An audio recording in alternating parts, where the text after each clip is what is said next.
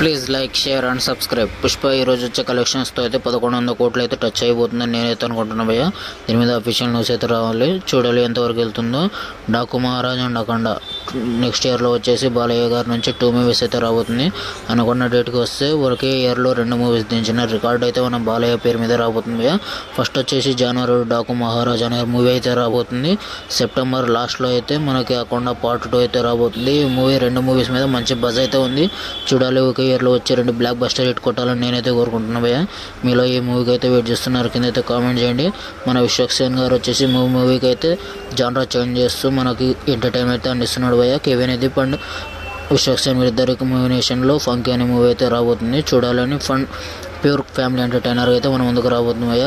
Mega Sai Dharam Tej movie నుంచి ఈరోజు క్లిమ్స్ అయితే ఈరోజు ఈవినింగ్ 8 PM అయితే రాబోతుంది భయ్య. చూడాలి, ఈ మూవీ మంచి ఎక్స్పెక్టేషన్స్ అయితే ఉన్నాయి.